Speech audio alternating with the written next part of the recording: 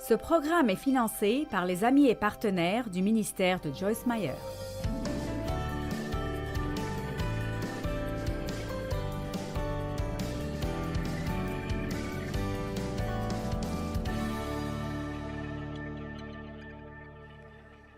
Il y a toutes sortes de versets à propos de l'importance de la paix. La Bible dit que nous devons poursuivre la paix. Si vous voulez avoir la paix, vous devrez vraiment désirer la paix, et vous devrez la vouloir assez pour être prêt à faire des changements. Parlons à propos de la colère qui est dans le monde aujourd'hui. Vous savez, c'est une chose, si quelqu'un vous blesse et vous vous énervez et vous vous en occupez, mais il y a des choses qui ont de la colère enracinée en eux. Et puis-je vous dire que si vous explosez tout le temps à cause de petites choses, des choses sans importance, il y a quelque chose qui ne va pas. Et c'est quelque chose que vous avez peut-être enterré et oublié il y a longtemps, mais ce sont nos secrets qui nous rendent malades. Ce sont les choses que nous devons traiter et que nous devons sortir à la lumière. Invitez Dieu dans ces endroits obscurs de votre vie et arrivez à la racine des choses. J'étais en colère, j'explosais tout le temps et j'étais accro à la colère. Le refrain dans la vie est « Tu m'as énervé ». Eh bien, Dave m'énervait parce qu'il jouait trop au golf et parce qu'il regardait trop le sport, et mes enfants m'énervaient parce qu'ils étaient désordonnés. Et quelqu'un d'autre m'énervait parce qu'il ne me mettait pas à l'aise, et à cause de ceci et cela. Et si vous arrêtiez de m'énerver, est-ce que vous comprenez de quoi je parle? J'ai vu un film à propos d'un type qui battait sa femme tout le temps. Et à chaque fois qu'il la battait, il lui disait « Regarde ce que tu m'as fait faire !» Si vous demeurez dans ma parole, vous connaîtrez la vérité. La vérité vous libérera. Elle vous libérera. Nous devons demander à Dieu de s'occuper de tous les endroits sombres et secrets de nos vies, et nous devons être prêts à arriver aux racines de notre comportement. J'étais en colère, j'explosais tout le temps, et c'était très difficile de me garder heureuse. J'étais une personne très exigeante. Je sais que personne d'entre vous n'est comme ça, alors.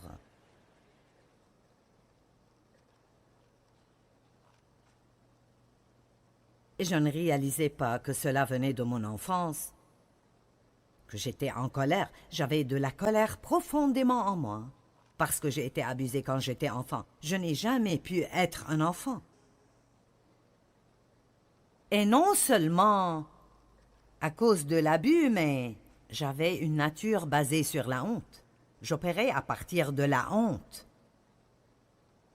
À un certain point, j'ai commencé en ayant honte de ce que mon père me faisait. Et d'une façon ou d'une autre, j'ai internalisé cela et j'ai eu honte de moi-même. Et j'ai pensé, il y a quelque chose qui ne va pas en moi parce qu'il me fait cela. C'est de ma faute. Et je me suis dit pendant des années, qu'est-ce qui ne va pas en moi? Qu'est-ce qui ne va pas en moi? Et je pensais qu'en quittant la maison, je m'éloignerais du problème, mais je l'avais en moi. Et il y a de la valeur dans le fait de laisser le conseil de l'Esprit Saint nous montrer la racine de nos problèmes. C'est vraiment merveilleux de pouvoir comprendre.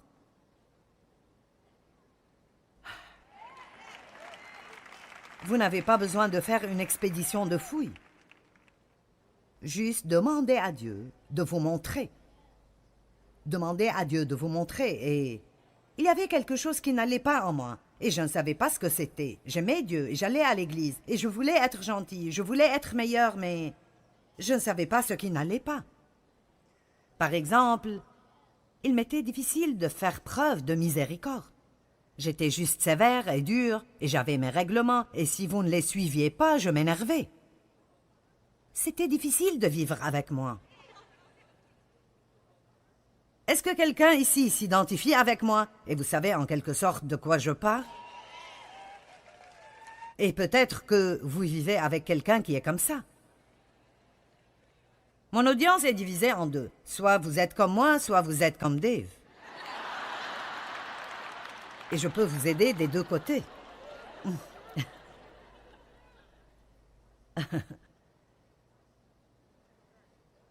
Et Dieu m'a montré après que j'ai demandé, « Dieu, pourquoi? Pourquoi ai-je un cœur si dur? » Eh bien, j'avais peur d'être tendre et douce parce que je pensais que si je l'étais, je me ferais marcher dessus, je serais maltraitée. J'avais peur de mettre ma confiance en Dieu parce qu'au cas où il n'intervenait pas, je voulais que ces gens sachent que personne ne me maltraiterait de nouveau. Mais quand nous faisons les choses d'après notre programme, nous n'avons pas le problème de si Dieu interviendra ou pas. Mais est-ce que ce que vous faites marche? Non, je peux répondre pour vous. Non, ça ne marche pas. Vous creusez un trou plus profond chaque jour. Alors me voici, pleine de honte. Je ne m'aimais pas, alors comment aimerais-je quiconque d'autre? Vous ne pouvez pas donner ce que vous n'avez pas. Je ne pouvais pas aimer Dave comme il faut. Je ne m'aimais pas moi-même. Je ne pouvais pas aimer les gens et je trouvais toujours quelque chose qui n'allait pas dans tout le monde. Je ne pouvais pas être miséricordieuse avec d'autres personnes parce que je ne savais pas comment recevoir la miséricorde de Dieu. À chaque fois que je ne faisais pas ce que je pensais qu'il fallait que je fasse, alors je passais par mon cycle de culpabilité et de condamnation et de refuser de jouir de la vie. Et puis je dépassais, et puis je péchais de nouveau, et j'ai vécu dans ce cycle pendant des années. Et je suis là pour vous dire que ça a pris 37 ans, mais vous regardez une femme libre. Amen. Je parle de changement. Vous devez vraiment essayer dur maintenant pour m'énerver. Et même si vous réussissez, je ne serai pas en colère longtemps, parce que je connais le danger. Et donc je dis, Dieu, cela fait si mal que je sens que mes entrailles vont tomber, mais je te fais confiance.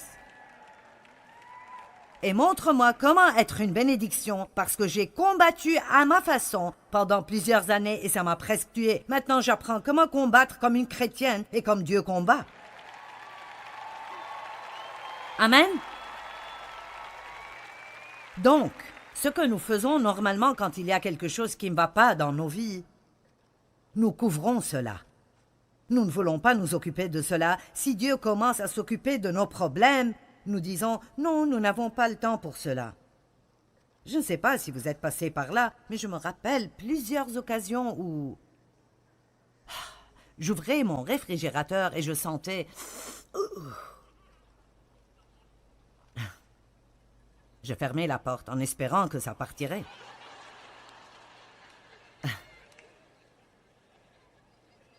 Alors, j'ouvrais de nouveau le frigo.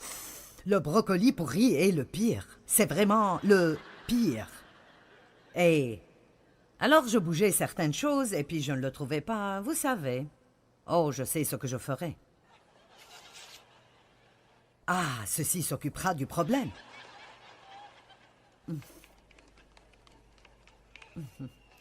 Certains d'entre vous mettent du parfum sur la pourriture depuis longtemps.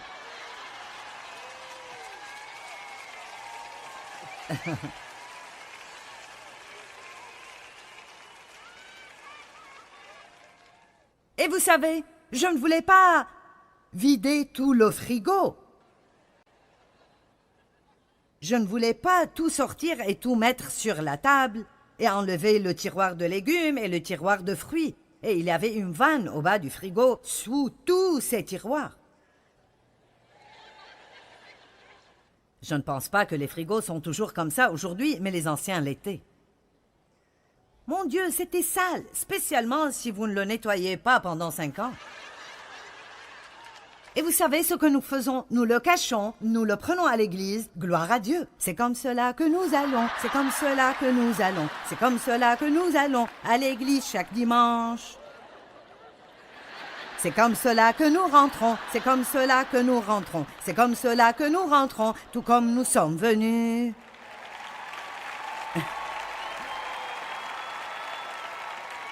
Allez!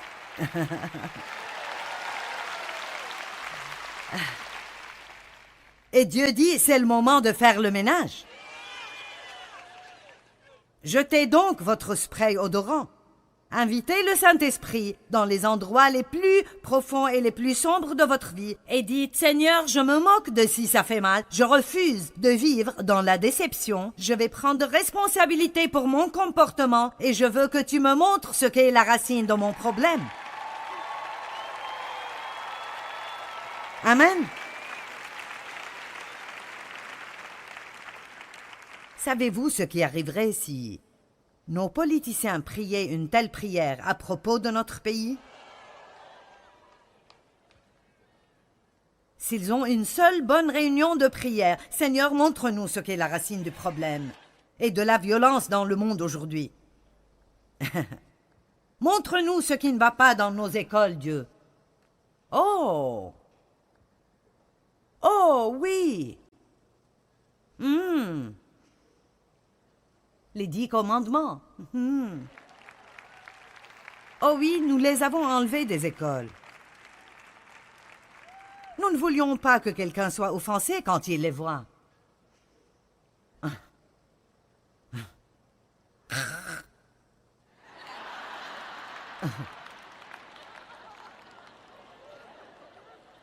Vous savez quoi? Nous avons un panel pour ce problème, et un panel pour ce problème, et un groupe d'études pour ce problème, et un autre groupe d'experts pour ce problème, et les problèmes empirent encore et encore et encore. La réponse à tout est de découvrir ce que Dieu veut que vous fassiez et de le faire. Faites-le donc. Quel est le problème des gens qui interdiraient aux enfants de prier ou d'amener leur Bible à l'école?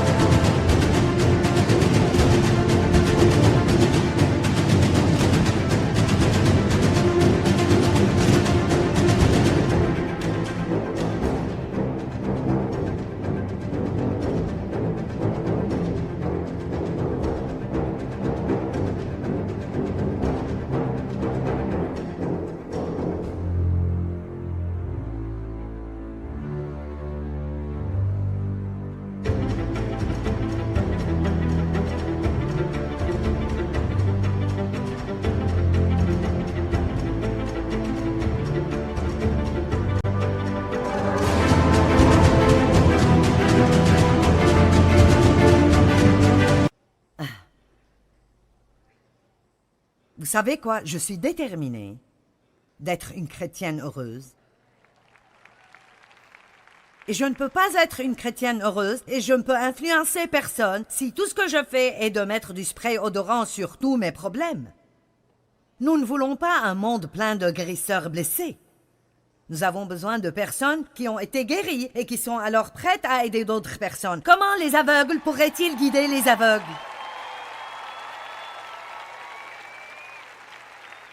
Maintenant, je vais vous dire quelque chose. Mon message est amusant. Mais vous priez cette prière et vous rentrez chez vous et Dieu commence à démanteler des choses. Trouvez quelque chose pour vous accrocher. Parce que ce sera difficile, mais ce sera bien. Plus tard. Plus tard. Et plus tard viendra. Alors laissez-moi vous poser une question. Une année plus tard, voulez-vous être comme vous êtes maintenant? D'accord, alors utilisons cette année pour avancer. Allez, est-ce que vous êtes là aujourd'hui? Utilisons cette année pour avancer. Arrivons au fond et aux racines de nos problèmes. Débarrassons-nous de tout le spray odorant.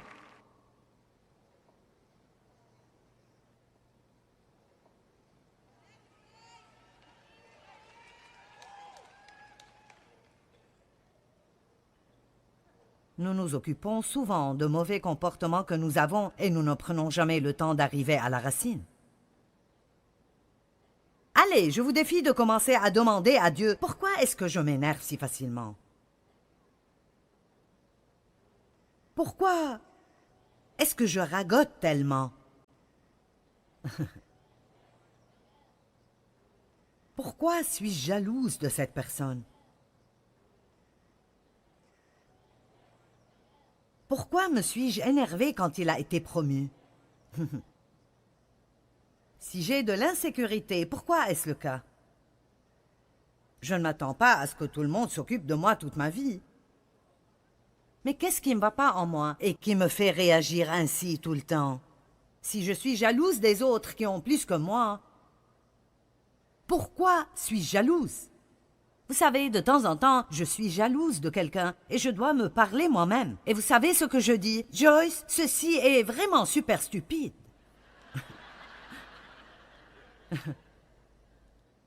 Je veux dire, comment pourrais-tu, Joyce, être jalouse de quiconque? Comment pourrais-tu possiblement être jalouse de quiconque? Et alors je dois me rappeler que Dieu a un plan individuel pour chacun de nous et que ce qu'il fait pour quelqu'un d'autre ne me concerne pas et que la seule chose pour laquelle je suis responsable est ce qu'il fait pour moi.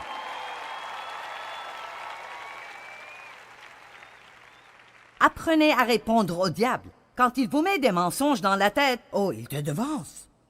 Alors, vous ouvrez la bouche et vous dites, non, Dieu s'occupe de la promotion, il élève l'un et fait tomber l'autre.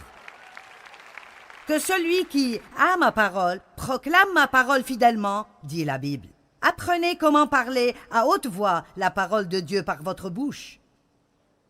J'étais dans l'église pendant des années. J'aurais pensé que ce serait stupide de me parler de moi-même. Je me parlais, mais je disais, je suis fatiguée de ma vie. Oui, oui, c'est moi. J'ai toujours tort à tout propos. Je suis juste si stupide. Tout le monde... Écoutez, est-ce que votre bouche est déjà sauvée?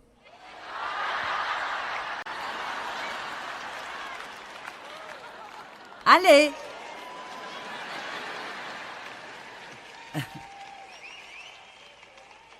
Est-ce que votre salut a atteint votre bouche? Je me souviens de quand Dieu me l'a dit. Il a dit, tu sais Joyce, il faut que ta bouche soit sauvée. Ton salut n'a pas atteint ta bouche.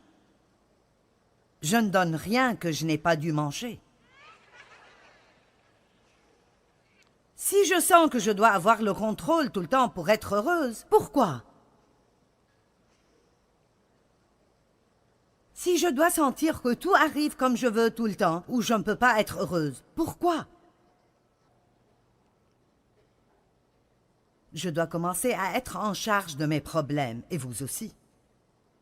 Si vous êtes en colère, vous devez dire « je suis en colère » et « je m'énerve » beaucoup trop souvent, et ce n'est pas bon. Et ce n'est pas ce que Dieu veut, et Dieu montre-moi la racine de cela. Je veux changer. Je veux changer. Nous ne pouvons pas juste garder la vieille nature et l'appeler quelque chose de religieux. Je vais à l'église. Le plus grand problème que nous avons dans le monde aujourd'hui est que tant de personnes disent être chrétiens, mais n'agissent pas comme s'ils l'étaient du tout. Je veux dire, il y a de méchants chrétiens dans le monde.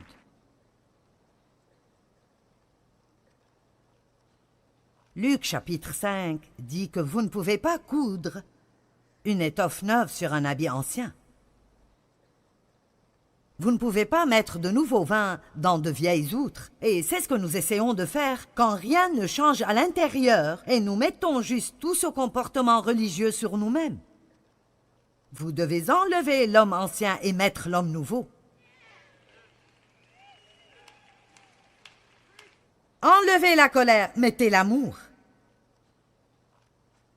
Et nous ne pouvons rien faire de cela sans l'aide et la grâce de Dieu. N'essayez jamais de faire quoi que ce soit. N'essayez même pas de changer si vous n'allez pas commencer par dire « Maintenant Dieu, je sais que je ne peux rien faire sans toi. » Il n'y a aucune once de maîtrise de soi, il n'y a aucune once de volonté. Rien ne m'aidera d'autre que Dieu. Et vous passerez peut-être par une période de temps où vous sentez qu'il ne fait rien du tout.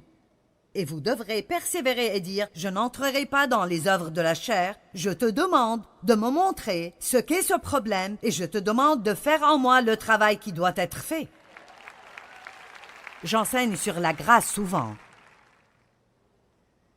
Et la grâce n'est pas opposée à l'effort, elle est opposée au mérite. Nous faisons un effort, mais nous ne gagnons pas l'amour de Dieu.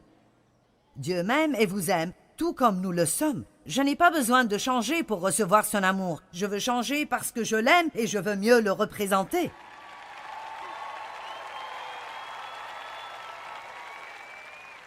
Je reste peut-être en colère souvent. J'explose 4 fois par semaine, mais je vais toujours au ciel. Mais je veux quelque chose de plus grand que cela.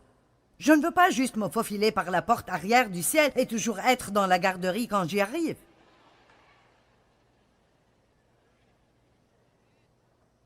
Amen. Et beaucoup d'entre vous sont vraiment sérieux concernant Dieu. Vous ne seriez pas ici si ce n'était pas le cas, alors, d'une certaine façon, je pense que je confirme peut-être juste beaucoup de choses que vous savez déjà, mais je ne prêche pas juste pour vous aujourd'hui. Il y a des millions de personnes qui regarderont cela à la télé en 70 langues, tout autour du monde, et c'est vraiment bouleversant quand vous y pensez, mais ce que j'essaie de dire est que si vous n'êtes pas croyant en Christ, alors, s'il vous plaît, acceptez-le et soyez-le, parce qu'il n'y a pas d'espoir sans lui. Et si vous êtes des chrétiens, alors soyez des chrétiens sérieux, soyez des chrétiens engagés, soyez des chrétiens qui marchent dans le fruit de l'esprit. Allez à la racine des problèmes et arrêtez de les blâmer sur tout le reste du monde. Prenez la responsabilité de votre comportement, implorez Dieu de vous aider et de vous changer et de faire son travail dans votre vie.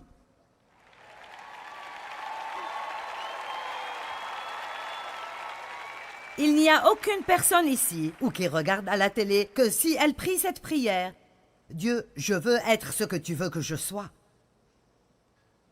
Je ne sais pas ce que ça prendra, je ne sais pas ce que j'ai besoin de voir, mais je suis sûre que je suis trompée dans plusieurs domaines. Et je pense que d'autres personnes ont tort quand en réalité c'est moi. Je veux prendre responsabilité pour mon comportement. Ce n'est pas aux autres de me garder heureuse. Je te le demande, Dieu. Et même si j'essaye d'échapper, Dieu ne m'écoute pas. Oh oui, je prie comme cela. Je te demande, Seigneur, de faire tout ce qu'il faut que tu fasses dans ma vie pour m'aider à être le genre de personne que tu veux que je sois. Maintenant, Dieu ne jettera pas tout sur vous d'un seul coup. C'est pourquoi je dis, après 37 ans de ma vie pour lui, mais hey, c'était une aventure merveilleuse. Tellement de chrétiens s'ennuient parce qu'ils n'interagissent pas vraiment avec Dieu dans leur vie de tous les jours et ne le laissent pas prendre le contrôle. Il les réconforte et les encourage, mais il reproche et avertit aussi. Mes messages sont réconfortants et vous donnent de l'espoir, mais ils contiennent aussi de la correction et de la direction. Et c'est comme cela que nos prédications devraient être. Vous n'avez pas besoin de venir chaque semaine pour qu'on vous dise combien vous êtes merveilleux et combien notre vie sera merveilleuse si vous venez à l'église chaque semaine. Non, nous savons que cela ne marche pas. Il faut que cela marche dans le monde, dans le magasin, à la maison, pendant nos bonnes journées et nos mauvaises journées.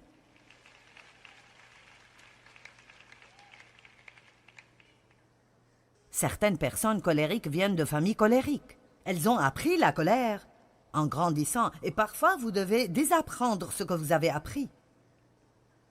Mon père était colérique,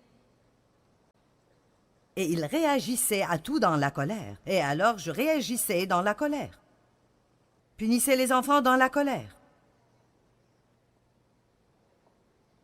Vous pensez que vous pouvez arrêter votre femme de trop dépenser en vous mettant en colère? Elle sait comment vous cacher des choses.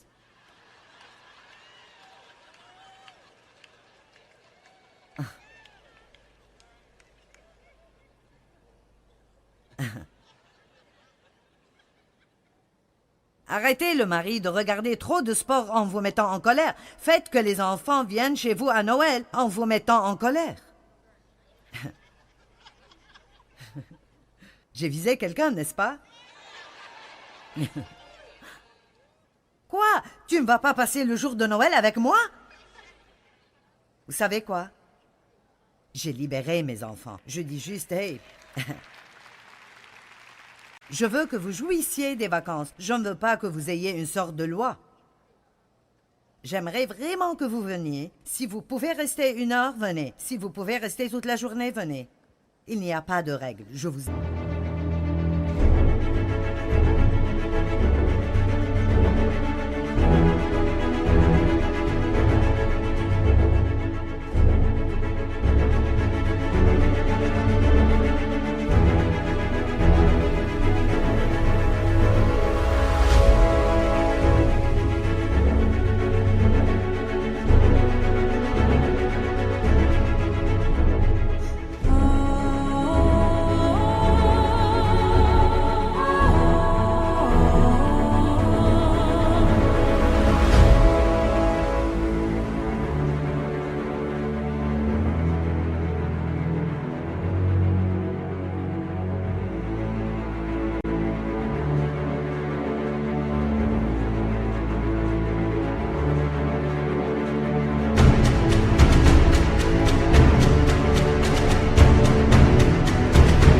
aime.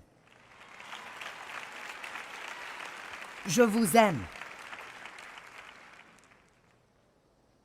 Parce que si quelqu'un met la pression sur eux de l'autre côté et que j'en mets de mon côté, ils finiront par haïr ces vacances. Combien d'entre vous êtes juste arrivés à un point où vous pouvez difficilement supporter les vacances parce que tout ce que vous faites est d'essayer de garder toutes ces personnes heureuses alors que vous n'êtes même pas sûr que vous les aimez? Et vous entrez dans des dettes chaque année à Noël et vous passez l'année entière à rembourser pour acheter des cadeaux à des personnes que vous n'aimez pas.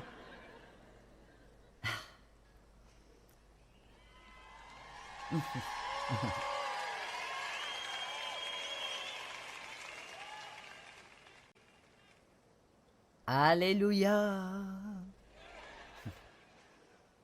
Les besoins insatisfaits nous énervent. Tu devrais répondre à mes besoins. Je suis restée en colère contre tellement de personnes pendant si longtemps parce qu'elles ne me donnaient pas ce que je pensais qu'elles devraient me donner et j'ai finalement juste décidé de me bénir moi-même. Je ne plaisante pas. Si Dave ne m'emmène pas un cadeau, j'irai volontiers m'en acheter un moi-même. Allez!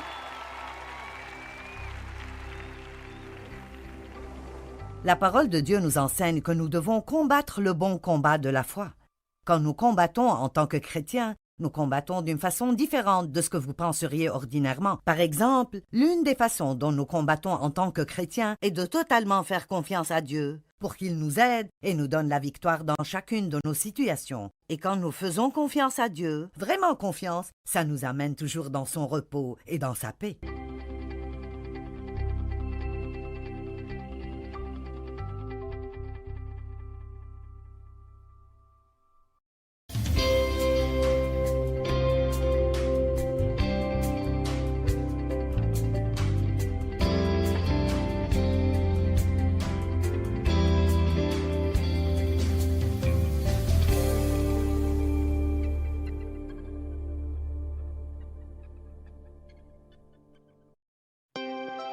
Ce programme est financé par les amis et partenaires du ministère de Joyce Meyer.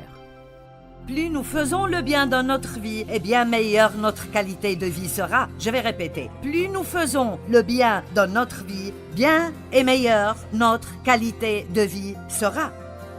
Plus nous faisons le bien dans notre vie, bien et meilleure notre qualité de vie sera.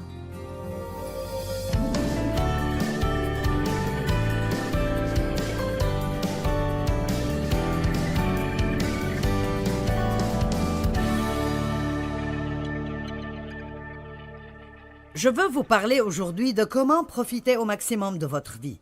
Avoir le plus grand maximum que vous puissiez avoir. Être toujours préoccupé par ce que nous n'aimons pas en nous-mêmes, ou toutes les choses que nous pensons être mauvaises en nous, nous gardent centrés sur nous-mêmes.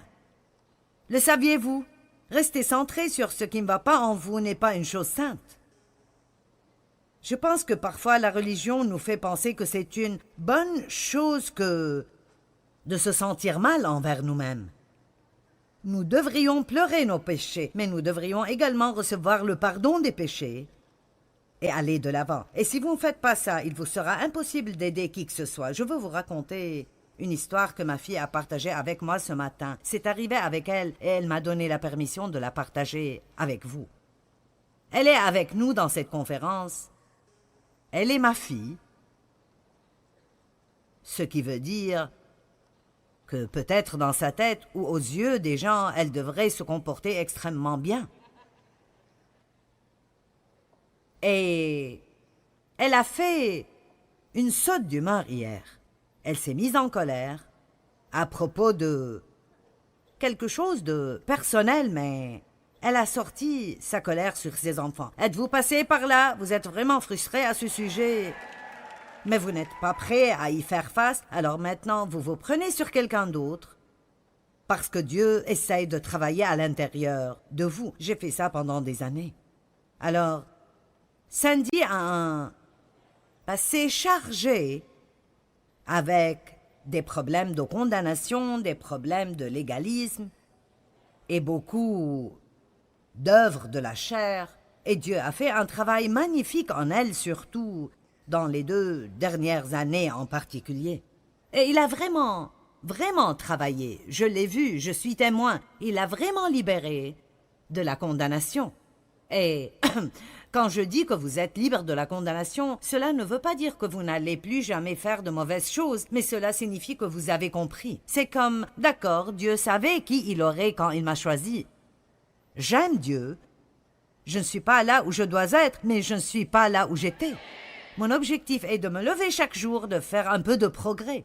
Et même si parfois j'ai l'impression de faire marche arrière, ou parfois je dois faire marche arrière, je ne vais pas laisser cela m'arrêter. Je vais juste continuer et continuer jusqu'à arriver là où Jésus veut que je sois. Elle a dit, voici ce qui s'est passé. Hier, après cette crise d'humeur, j'étais presque arrivée à l'amphithéâtre. Donc, elle arrivait ici. Et qu'est-ce qu'elle ressentait? Qu'est-ce qu'elle allait faire? Elle a dit, grâce à ce que Dieu m'avait montré, j'ai demandé à mes filles de me pardonner, j'ai assumé la responsabilité. Et je pense qu'il est primordial d'apprendre à prendre la responsabilité et d'arrêter de blâmer tout le monde, y compris le diable. Amen? Juste parce que j'agis comme le diable ne veut pas dire que c'est la faute du diable. Amen? Donc, elle a appris, elle s'est repentie, elle a demandé à Dieu de lui pardonner et elle était désolée. Et elle a dit, je suis arrivée ici sans une once de condamnation. Et elle a dit, voici ce qui est arrivé. En arrivant ici, même avant d'entrer ici, elle a eu 4 différentes opportunités de prier avec quelqu'un, d'encourager quelqu'un, d'aider quelqu'un et de prier avec quelqu'un. Et elle a dit, je sais que si j'étais venue avec la condamnation, j'aurais complètement raté ces opportunités parce que j'aurais été tellement centrée sur moi-même que je n'aurais pas réalisé les besoins de ces autres personnes. Maintenant, c'est ce dont je parle. C'est ce dont je parle. C'est pourquoi nous devons arriver au point où nous arrêtons toutes ces choses insensées et nous nous concentrons sur les affaires de Dieu. Donc, vous êtes tous bons. C'est la dernière fois que je vous le dis. Vous êtes incroyables. C'est ça. C'est votre dernière chance. Comprenez. Vous êtes incroyables. Vous êtes merveilleux. Vous êtes génial. Vous êtes sauvés. Vous êtes juste en Dieu. Vous êtes doués. Et Dieu a un bon plan pour votre vie. Maintenant, nous allons parler de comment profiter au maximum de la vie. Maintenant que je sais qui je suis en Christ, tout cela est fait. Combien d'entre vous l'ont compris? C'est terminé. Jésus m'a arrangé. Amen? D'accord. Dieu n'est pas en colère contre moi. Il va travailler avec moi. Nous ne pouvons pas mettre Dieu hors de lui-même. Vous êtes heureux de savoir que vous ne pouvez pas mettre Dieu hors de lui-même. Il a plus de patience que vous n'avez des problèmes. J'aime ça. Alors maintenant, la question que je veux laisser avec vous est donc, maintenant que Christ a fait cela pour nous, qu'allons-nous faire à travers lui? Qu'allons-nous faire pour lui, je veux dire? Allons-nous le laisser nous utiliser? Allons-nous le laisser travailler dans nos pensées? Travailler à travers notre volonté? Nous devons apprendre à sentir ce qu'il ressent et vouloir ce qu'il veut, et ensuite laisser Christ être visible à travers nos corps physiques, afin que nous puissions être une bénédiction. Nous avons parlé de ce que Christ a fait pour nous. Maintenant, la question est, qu'allons-nous faire pour lui? Qu'allons-nous faire pour lui? Nous récoltons ce que nous semons. Galates 6, 7 et 8 sont très explicites. Regardons-les. Galates chapitre 6, versets 7, 8 et 9. Vous préférez que je continue à vous dire ce que Dieu a fait pour vous, mais je veux vous dire ce que vous pouvez faire pour lui. C'est la seule façon par laquelle nous pourrons être satisfaits.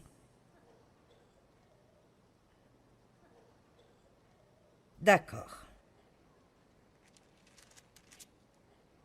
Ne vous trompez pas à ce sujet et ne soyez pas séduits. On ne se moque pas de Dieu et il ne permettra pas d'être raillé par de simples prétentions ou professions ou en écartant ses préceptes. Nous ne pouvons pas. Il n'y a pas moyen d'avoir ce que vous voulez avoir si vous ne le faites pas à la manière de Dieu. Vous ne pouvez pas mettre de côté l'un des préceptes de Dieu, et puis penser que nous allons pouvoir le faire à notre manière. Ce n'est pas possible. Ou en écartant ses préceptes, celui qui pense pouvoir tromper Dieu se trompe lui-même. Ce qu'un homme aura semé, cela et seulement cela, il récoltera aussi. C'est très calme ici. Car celui qui sème pour sa chair, sa nature propre inférieure, récoltera la ruine, la décomposition et la destruction. Donc, si je marche dans la chair, qui est une combinaison des parties de mon âme et de mon corps non crucifié, quand la Bible emploie le terme « la chair », elle parle de ces parties de nous, les parties que nous n'avons pas soumises à Dieu. Si je marche dans la chair, alors je vais amasser la ruine, la décomposition et la destruction. Je ne peux rien avoir d'autre. Si toutefois je marche dans l'esprit ou je suis la direction du Saint-Esprit, comme nous l'avons déjà dit, alors je vais récolter la vie et la vie éternelle. Si nous marchons selon l'esprit, nous allons avoir la meilleure vie que nous puissions avoir. Si nous marchons dans la chair, pour être honnête, vous pourrez aller au ciel, mais vous n'allez pas jouir du trajet. Vous pourrez toujours aller au ciel, mais vous ne pourrez prendre personne avec vous. Je dis toujours que j'étais sur mon chemin vers le ciel, mais je n'avais aucune bonne influence sur qui que ce soit. Je ne prenais personne avec moi, et peut-être même que j'empêchais certains d'y aller, et cela n'est pas très bon. Donc, le verset 7. Ne vous y trompez pas, on ne se moque pas de Dieu. Celui qui sème pour sa chair moissonnera la ruine, la décomposition et la destruction. Celui qui sème pour l'esprit moissonnera la vie éternelle. Et ne nous laissons pas et ne négligeons pas de faire le bien et d'agir avec noblesse.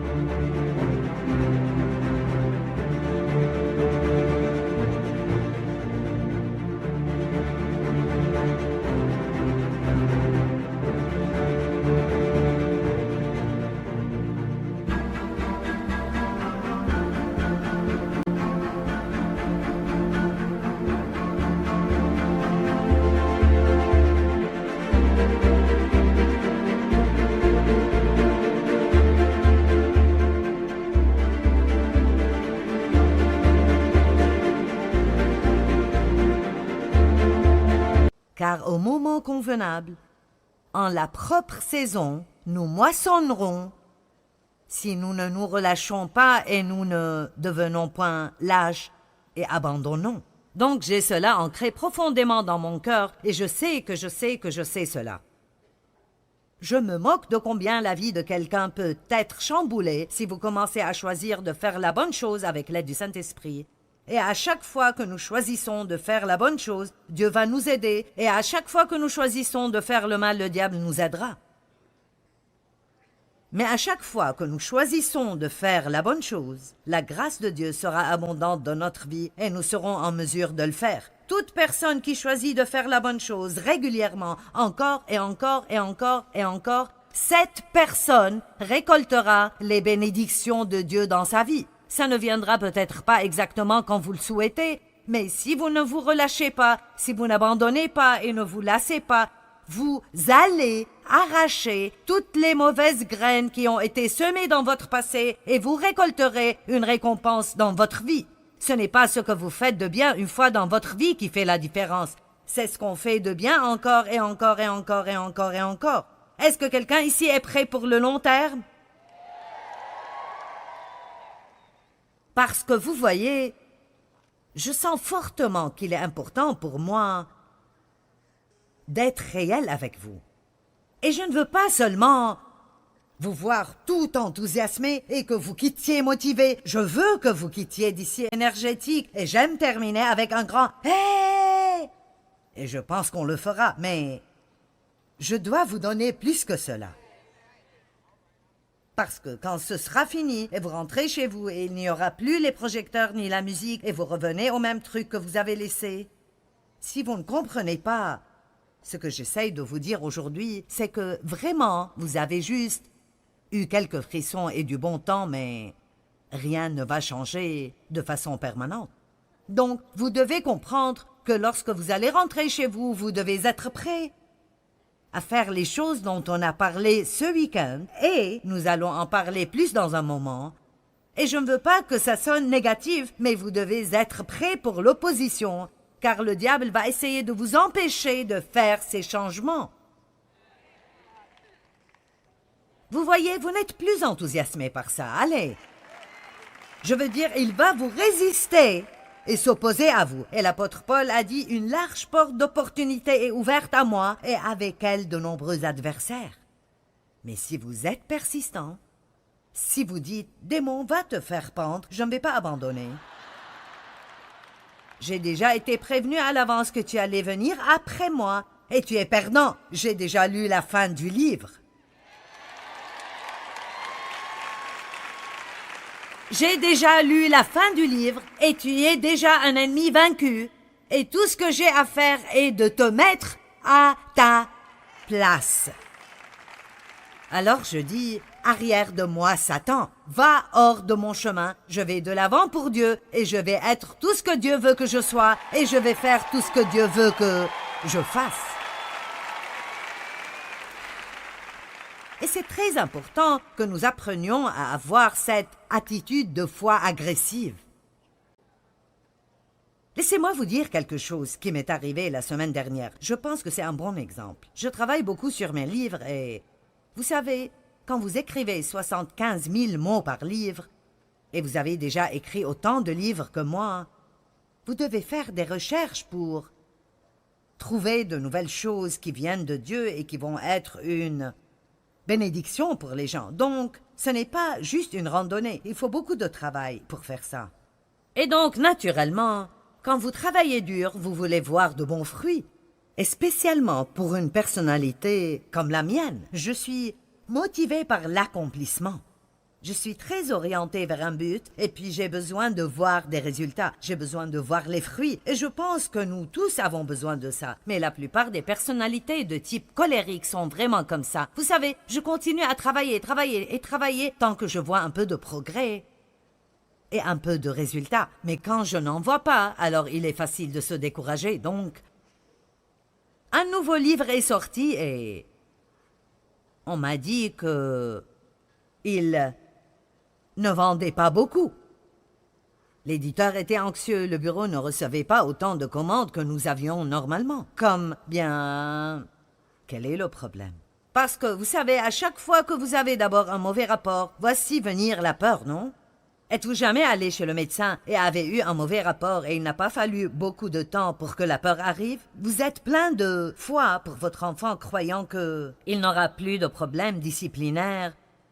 Et le téléphone sonne et c'est le directeur. Vous êtes comme « Ah, pas de nouveau ». Nous n'aimons pas ces mauvais rapports. Bien, je veux que vous m'écoutiez parce que ça va vous aider lorsque vous rentrerez chez vous. J'ai j'ai commencé à me sentir un peu découragée. Vous savez, Dieu, j'ai travaillé dur sur ces livres. S'il te plaît, s'il te plaît. Et j'ai senti le Saint-Esprit qui disait, ne va pas là. J'avais une décision à prendre. Je pouvais suivre mes sentiments ou me tenir sur la parole de Dieu. Allez maintenant, je pouvais suivre mes sentiments. Et vous savez, il y avait une partie de moi, cette partie de moi. Je voulais m'asseoir à mon bureau et pleurer un bon coup. Oh Dieu, j'ai travaillé si dur. J'ai travaillé si dur pendant près de 40 ans. Dieu. Mais cette partie de moi est comme... Arrête. Tout d'abord, si j'avais un livre qui est un fiasco total, je serais toujours bénie parce que j'ai 30 autres livres qui sont sur la liste des New York best-sellers. Donc, je n'ai pas besoin de pleurnicher si tout ne va pas exactement comme j'aimerais que ça aille. Mais j'ai senti dans mon esprit que Dieu voulait que je sois agressive. La foi agressive, pas la chair agressive, mais foi agressive. Et il y a une grande différence. Et donc j'ai écrit ma confession de foi. J'ai écrit que je crois que ce livre allait bien marcher. J'ai écrit que je n'avais pas l'intention de renoncer et que je n'allais pas abandonner. Et j'ai pris l'engagement de déclarer ces choses à haute voix et qu'à chaque fois que j'y pense, au lieu de me décourager, je dirais « Le chiffre de vente de ce livre a augmenté d'au moins 50% et excessivement au-delà de cela. Vous devez combattre pour vous-même. Vous ne pouvez pas simplement vous plaindre. J'ai dit « Vous devez combattre pour vous-même. » Allez! Eh bien, 4 jours plus tard, et j'ai sorti tous les versets que je pouvais sur Dieu qui est plus grand. Plus grand est celui qui est en moi que celui qui est dans le monde. Le diable est un menteur. Ce qui est impossible avec l'homme est possible à Dieu. Je veux dire, je faisais la guerre avec la parole, m'entendez-vous? Vous devez faire la guerre avec la parole de Dieu. Et si vous ne voulez pas faire ça, laissez-moi vous dire, si vous voulez avoir la victoire, vous devez affronter Goliath et le battre.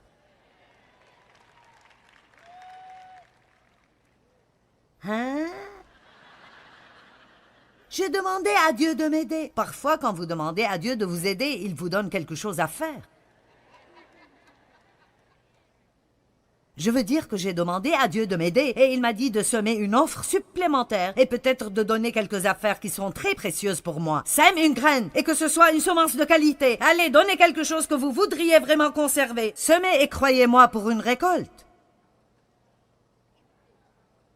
Ne m'obligez pas à aller vous pousser.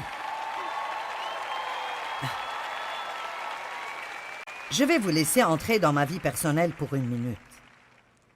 Et donc, 4 jours plus tard, et je combats ces 4 jours, je suis comme... J'avais déjà pris ma décision, mais Dieu, je vais faire de mon mieux, je vais combattre de la meilleure façon. Je te fais confiance, mais je vais faire la part que tu m'as donnée de faire. 4 jours plus tard, je reçois un message de mon éditeur vers les 8 heures du soir. « Hey Joyce, ton livre est à la 4e position sur la liste des best-sellers. » J'ai dit, ce n'est pas mal pour un livre qui a eu un début lent. Vous allez devoir être prêt à combattre pour vous-même et croire quelque chose pour vos enfants et ça va sembler impossible que ça arrive. Ce n'est pas le moment de baisser les bras et dire « Je ne comprends pas ce qui ne va pas, ça ne va pas marcher et rien ne va jamais changer. Je suis allé à cette conférence et j'ai acheté le livre et le CD et le t-shirt et j'ai toujours la pagaille dans ma vie. » Vous êtes là? Je parle de quitter d'ici, préparer, prêt, sachant que l'ennemi va très probablement venir contre vous. Vous n'aimez pas que je dise cela, mais j'essaie simplement de vous avertir. Il vaut mieux que je vous dise la vérité et puis que je vous envoie à la maison plutôt que dire bien « Dieu soit loué ». Tout va être merveilleux dans votre vie maintenant. Juste parce que vous étiez ici, tout va s'arranger dans votre vie. Vous devez savoir qui vous êtes en Christ et cela veut dire savoir qu'est-ce qui vous appartient et être disposé à y tenir fermement. Le diable ne va pas avoir mes enfants. Il ne va pas avoir mes petits-enfants. Amen. Et vous dites, J'ai fait tout cela et les miens sont toujours un gâchis. Mais rien n'est fini avant d'être fini et ce n'est pas encore fini. C'est le problème. Nous pensons, Dieu n'a pas travaillé d'après mes attentes, alors maintenant je vais jeter l'éponge. J'ai vu des choses merveilleuses avec mes enfants et avec certains de mes petits-enfants. J'ai vu des choses merveilleuses dans mon corps, dans ma vie, dans le ministère et dans nos finances. Vous ne pouvez pas arrêter de faire confiance à Dieu.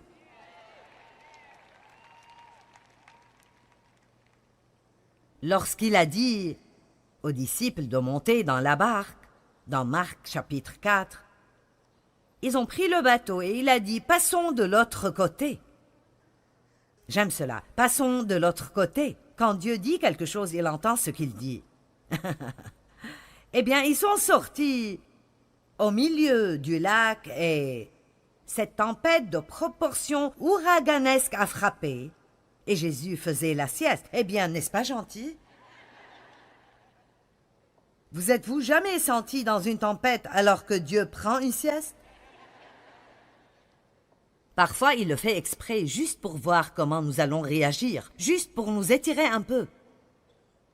Pour être honnête, c'était un bon petit test pour moi.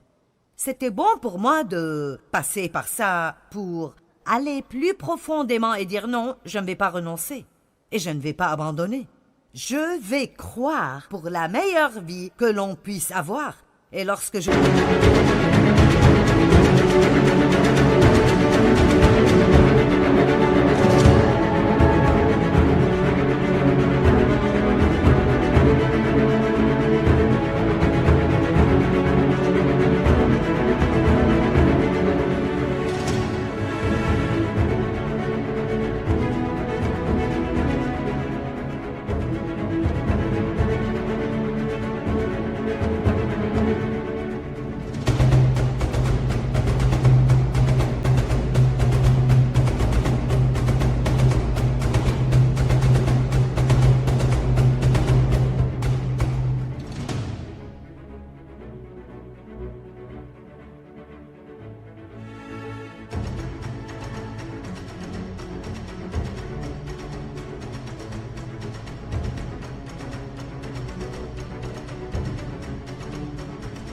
Je travaille dur, je m'attends à avoir de bons résultats et il n'y a rien de mal à cela et vous devez être comme ça aussi. Lorsque vous travaillez dur et vous semez beaucoup de bonnes semences, vous avez droit à une récolte et il faut commencer à vous attendre à cette récolte dans votre vie.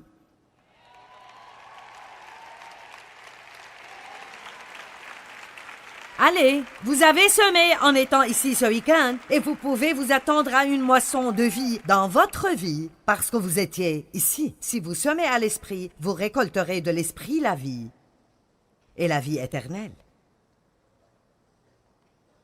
Vous ne pouvez pas abandonner quand vous êtes au milieu du lac et il y a une tempête. Jésus n'a pas dit « Prenons le bateau et allons au milieu et noyons-nous ». Il a dit « Passons de l'autre côté ». Eh bien, Jésus s'est levé, il a commandé la tempête, et on voit dans le chapitre 5, verset 1, il est dit « Et ils sont arrivés de l'autre côté ». J'aime ça. Vous savez, ce serait bien si nous pouvions prendre le bateau et passer de l'autre côté. Je préfère passer outre ce chapitre de la tempête, et puis tout simplement, ils sont arrivés de l'autre côté. Mais j'ai découvert que dans la vie, il y a toujours un début, et il y a toujours une fin. Et les deux sont assez passionnants. Mais il y a aussi le milieu. Et vous savez quel est le problème? Très peu traversent le milieu. Et c'est la vérité absolue. Très peu traversent le milieu. Et je vais faire mon travail comme l'une des personnes à qui Dieu a permis de vous enseigner la parole. Même si c'est la dernière chose que je ferai jamais, je vais vous aider à traverser le milieu. Je vais vous aider en vous disant la vérité pour que vous puissiez traverser. Et même si vous avez l'impression que Jésus dort dans le bateau, il ne dort pas. Il est là, il a ses yeux sur vous tout le temps. Maintenant, la semence dont il a parlé dans les versets 7 et 8 est le fait de faire le bien mentionné dans le verset 9. Il dit « Ne vous lassez pas de faire le bien. Maintenant, plus nous faisons le bien dans notre vie, et bien meilleure notre qualité de vie sera. » Je vais répéter. Plus nous faisons le bien dans notre vie, bien meilleure notre qualité de vie sera.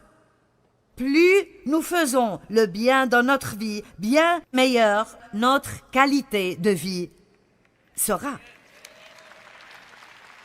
Moins centrés sur nous-mêmes nous sommes, plus heureux nous serons. Moins nous essayons d'avoir ce que nous voulons et essayons de faire que d'autres personnes aient ce qu'ils veulent, plus Dieu nous donnera ce que nous voulons et nous n'aurons pas à lutter pour l'obtenir. Ça résultera comme fruit. Êtes-vous là? Bien, maintenant, pour avoir le meilleur de la vie, nous devons suivre la direction du Saint-Esprit. Et c'est si important pour moi que vous alliez chez vous, prêts à vraiment écouter et suivre le Saint-Esprit. Non pas suivre